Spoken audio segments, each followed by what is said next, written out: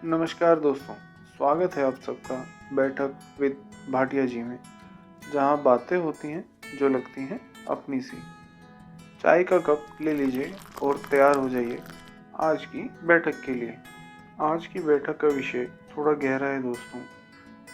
कभी कभी जब हम किसी की मदद करते हैं, किसी को कुछ पैसे दे दिए, किसी को कुछ काम बनवा दिया, किसी को एक वक्त का खाना खिला दिया, तो हमारे अंदर एक हल्का सा ईगो आ जाता है। हम सोचते हैं अगर आज मैं नहीं होता तो इसका क्या होता। पर सच तो यह है दोस्तों कि हम कुछ नहीं हैं। हम तो सिर्फ एक पोस्टमैन की तरह हैं जो ऊपर वाले की भेजी हुई चिट्ठी सही पते पर पहुंचा रहे हैं।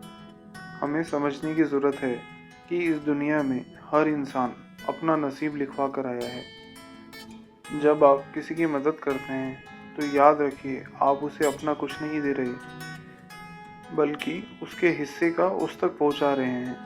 और भगवान ने उस काम के लिए आपको चुना है, और जो आपका सौभाग्य है। देने वाला तो सिर्फ एक ही है। और जब हम घमंड करते हैं तो हम उस परमात्मा का अपमान करते हैं, क्योंकि हम उसकी देन को अपनी ताकत समझने लगते हैं। हमारे शास्त्रों में भी यही लिखा है। श्रीमद् भगवद गीता में श्री कृष्ण कहते हैं, इंसान सिर्फ एक निमित्त मात्र है। निमित्त मात्र मतलब कि सिर्फ एक माध्यम है। जब अर्जुन ने युद्ध लड़ने से इनकार कर दिया तो श्री कृष्ण ने उसे समझाया कि ये तो सब पहले से ही तय है, तुम तो सिर्फ एक माध्यम हो। ठीक उसी तरह अगर आज आपकी जेब में इतना है कि आप किसी का भला कर सकते हो, किसी की मदद कर सकते हो, तो ये मत समझिए कि आप बड़े हो, बल्कि ये समझिए कि ऊपर वाले ने आप पर भरोसा किया है आपको अपना डिलीवरी एजेंट बनाने के लिए। तो अगर आप किसी की मदद करते हो तो आप उस पर एहसान मत कीजिए, आप शुक्राना कीजिए भगवान का कि आप देने वाले हो, मांगने वाले नहीं। घमंड तब आता है जब हम सोचते हैं मैंने किया, और सुकून जब आता है जब हम सोचते हैं कि उसने मुझसे करवाया। तो चलिए इस बात को एक छोटी सी स्टोरी से समझते हैं। एक बार दिल्ली में एक डॉक्टर थे, मिस्टर खन्ना। बहुत बड़े डॉक्टर थे। एक ज़रूरी अवार्ड लेने के लिए कहीं ट्रैवल कर रहे थे। उन्होंने फ़्लाइट ली, पर अचानक से मौसम ख़राब हुआ और फ्लाइट को इमरजेंसी लैंडिंग करनी पड़ी। उन्हें जल्दी थी तो उन्होंने एक टैक्सी ली और सड़क के रास्ते ही निकल पड़े।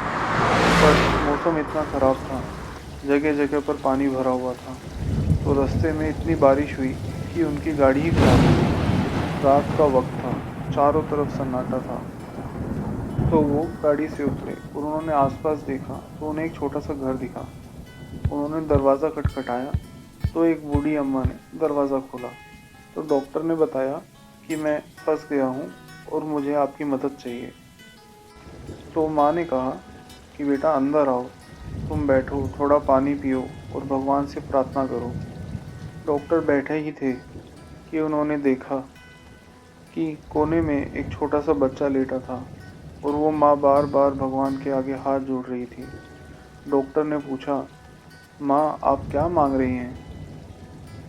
तो अम्मा बोली, बेटा मेरा पोता बहुत बीमार है।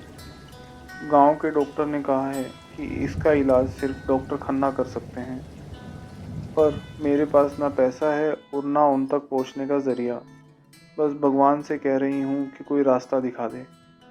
बस इतना सुनकर डॉक्टर खन्ना की आंखों में आंसू आ गए और वो समझ गए कि वो यहाँ आए नहीं हैं, उन्हें यहाँ भेजा गया है उस अम्मा की मदद करने के लिए, उस बच्चे की मदद करने के लिए।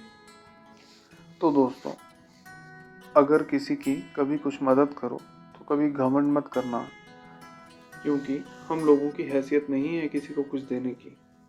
हम तो एक कठपुतली हैं, अपना रोल प्ले कर रहे हैं।